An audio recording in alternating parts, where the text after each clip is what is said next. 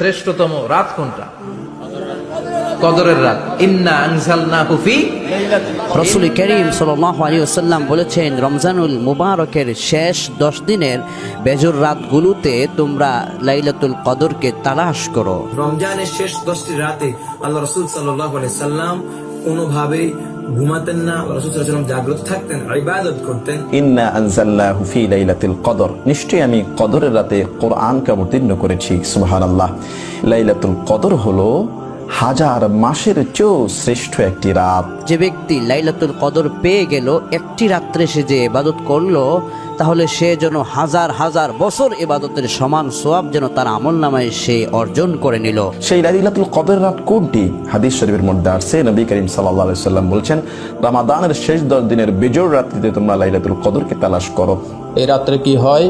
আল্লাহ তাআলা বলছেন, আল্লাহ তাআলার নির্দেশক্রমে প্রত্যেকটি গুরুত্বপূর্ণ কাজের আঞ্জাম নিয়ে হযরত জিবরাইল আলাইহিস সালাম এবং একদল ফেরেশতা এই পৃথিবীতে অবতরণ করেন। কি কাজের আদেশ নিয়ে আসেন? আল্লাহ তাআলা বলছেন সালাম, সেটা হচ্ছে শান্তি আর শান্তি, কল্যাণ আর কল্যাণ, রহমত আর রহমত। আল্লাহর হাবিব বললেন, কদরের রাত্রে দোয়া করলে কবুল করে কে? আমরা বাংলাদেশে শুধু 27 পালন করি, বাকি 5 দিনের খবর নাই। এরকম আছে না নাই? 21, 23, 25, 27, 29 এই 5টা বেজর রাতে যে কোনো রাতে কদর হয়ে যেতে পারে। আমরা নামাজ পড়ি কোন রাতে? 27। সারা রাত কানতে কানতে শেষ, ওদিকে কদর চলে গেছে 23 তারিখ। আছে না নাই? হতে পারে। বুদ্ধিমান মুমিনের কাজ হচ্ছে শেষ দশকের 5 বেজর রাত্রিতে এক সমান তালে ইবাদত করা, যাতে কোনো ক্রমে কদরের বরকত ছুটে না যায়। ইন্না আনজালনাহু ফি লাইলাতিল কদরি ওয়া মা আদরাকা মা লাইলাতুল কদর লাইলাতুল কদরি খায়রুম মিন আলফি শাহর। হাজার মাসের চেয়ে সেরা। ওই রাতে ইবাদত করলে, হাজার মাস যাবত ইবাদত করলে যেই সওয়াব, ওই পরিমাণ সওয়াব আমলনামায় তুলে দিবে কে? আল্লাহ। শ্রেষ্ঠ রাত কদরের রাত।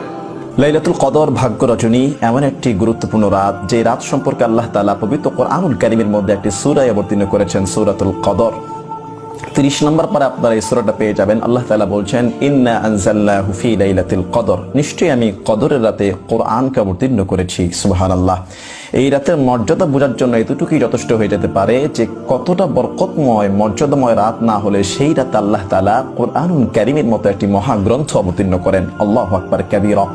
লাইলাতুল কদরের রাতে আল্লাহ তাআলা লৌহে মাহফুজ থেকে গোটা কোরআনকে প্রথম আসমান অবতীর্ণ করেছেন, এবং সেখান থেকে রাসূল করিম সাল্লাল্লাহু আলাইহি সাল্লামের সুদীর্ঘ 23 বছর জীবনে আস্তে আস্তে কোরআন অবতীর্ণ হয়েছিল।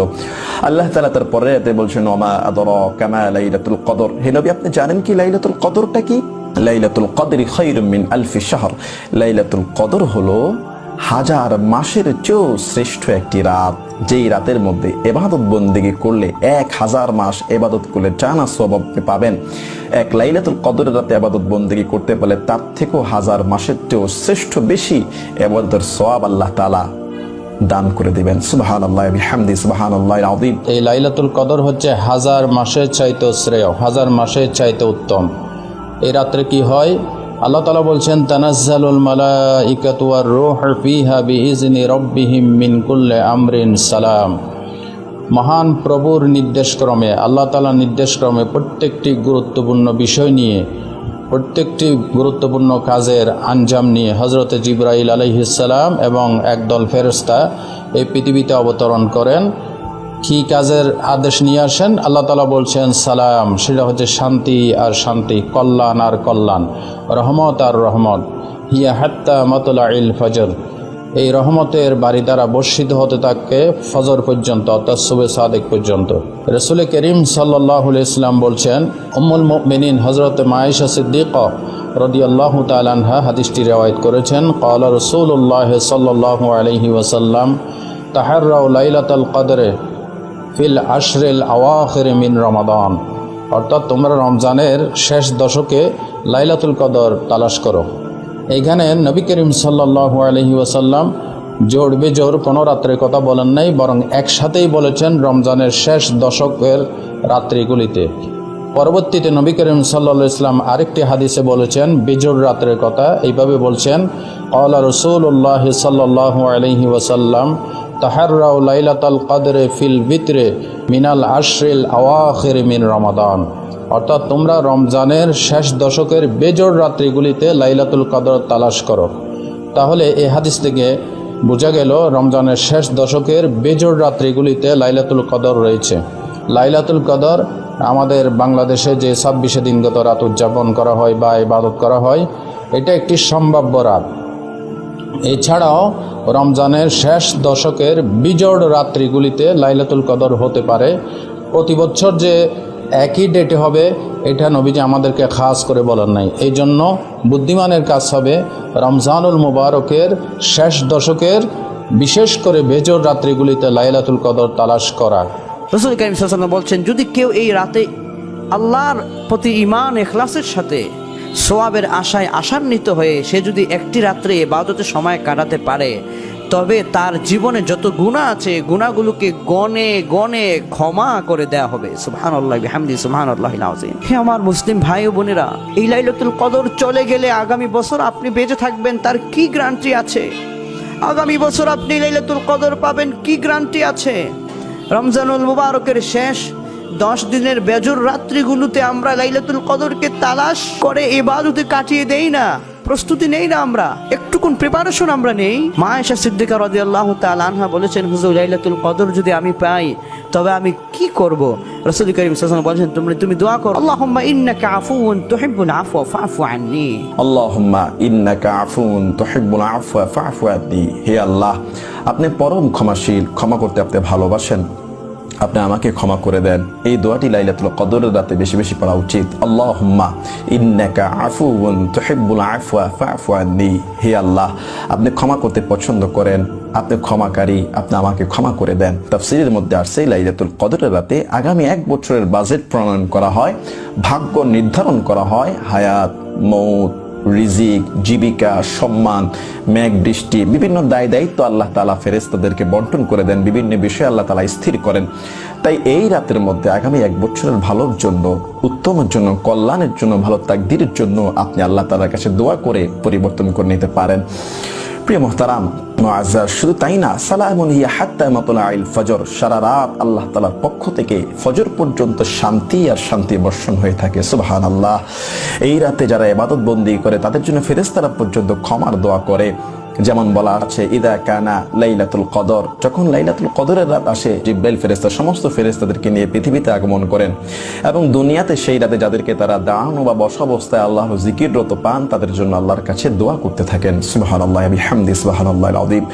নবী করিম সাল্লাল্লাহু আলাইহি ওয়াসাল্লাম বলেছেন, মান কামা লাইলাতুল কদর ঈমানা ওয়া ইহতিসাবা গুফিরা লাহু মা তাকাদ্দামা মিন যামবিহি। যে ব্যক্তি ঈমানের সাথে সওয়াবের আশায় লাইলাতুল কদর রাত জেগে থাকবে, ইবাদত করবে, আল্লাহ তাআলা তার বিগত জীবনের সব গুনাহ খাতাগুলো মাফ করে দিবেন। সুবহানাল্লাহি বিহামদিহি সুবহানাল্লাহিল আযীম। দেখুন, আল্লাহ রাসূল সাল্লাল্লাহু আলাইহি ওয়াসাল্লাম শুধু একা একা তাহাজ্জুদের নামাজ আদায় করেনি, ইবাদত করেনি। যখন রমজানের শেষ 10টা রাত আসতো, আল্লাহ রাসূল সাল্লাল্লাহু আলাইহি ওয়াসাল্লাম তার পরিজনকে নিয়ে একসাথে ইবাদত করতেন, কিয়ামুল লাইল করতেন, নামাজ আদায় করতেন, একসাথে ইবাদত বন্দেগী করতেন। যদি কোনো ব্যক্তি ঈমান ও চেতনা সহকারে আল্লাহ সন্তুষ্টির জন্য, আল্লাহকে খুশি করার জন্য, জান্নাত লাভের আশায়, সওয়াব লাভের আশায় সে যদি কিয়ামুল লাইল করে, তাহাজ্জুদে যদি সময়টাকে অতিবাহিত করে, ওই ব্যক্তি পূর্ববর্তী জীবনের সব গুনাহ আল্লাহ রাব্বুল আলামিন মাফ করে দেন। আপনি এই রাত্রে আপনার মনের কথাগুলো খুলে খুলে বলুন, দু চোখ থেকে একটু পানি ছড়িয়ে দিন।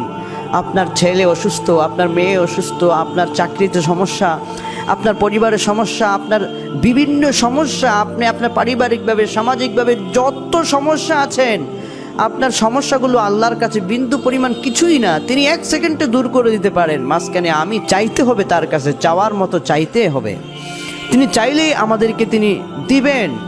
এজন্য লাইলাতুল কদরটাকে আমরা অবহেলায় কাটিয়ে না দিই। রাসূল পাক সাল্লাল্লাহু আলাইহি ওয়াসাল্লাম বলেছেন, তোমরা কি জানো সবচাইতে বিপদগ্রস্ত ও হতভাগা কে? সাহাবায়ে কেরাম বললেন, আল্লাহু ইয়ালামু ওয়া রাসূলু, আল্লাহ এবং আল্লাহ রাসূল সাল্লাল্লাহু আলাইহি ওয়াসাল্লাম ভালো জানেন। নবী করিম সাল্লাল্লাহু আলাইহি ওয়াসাল্লাম বললেন, যে লাইলাতুল কদর পেল কিন্তু সেই কদরকে সে সম্মান জানায় নাই, আমল করে নাই, ইবাদতে কাটায় নাই, সে সবচেয়ে হতভাগা। হে ভাইরা, হতভাগার কাতারে আমরা কেন যাব? আমরা রমজানুল মুবারকের শেষ দশকের প্রত্যেকটা বেজুর রাত্রিতে কদরের তালাশে আমরা ইবাদত করব। শুধুমাত্র 27কে নির্দিষ্ট করে নয়, লাইলাতুল কদরের শেষ দশকের প্রত্যেক